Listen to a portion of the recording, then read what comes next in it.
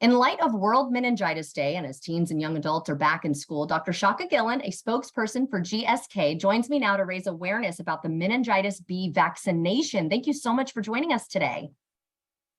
Thank you for having me. Let's talk about this Ask to Be Sure campaign and why it's so personal to you.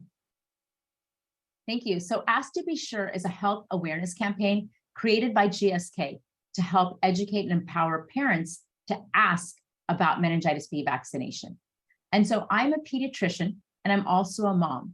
So I know that many parents are unaware of meningitis B vaccination, and I'm here to help educate parents about the importance of meningitis B vaccination and give them the tools they need to start that dialogue, that conversation with their healthcare provider.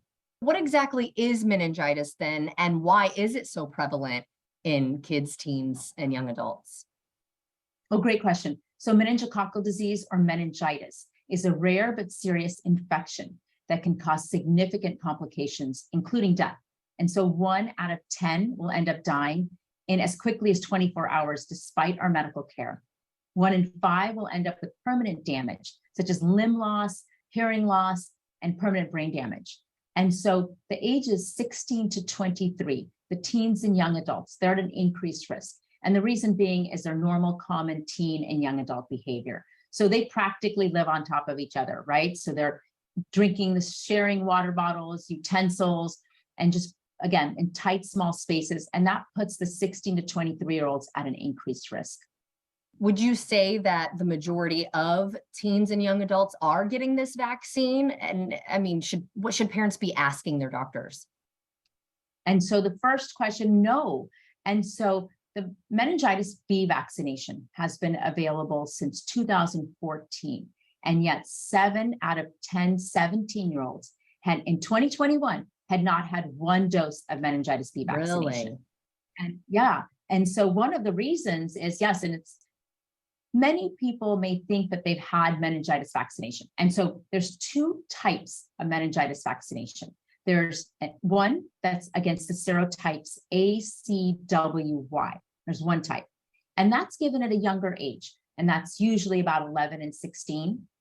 And then the other type is meningitis B vaccination, and that's given at 16 to 23. So many parents or teens may think, oh, I've already had meningitis vaccination, and they may have, but they may have missed meningitis B vaccination.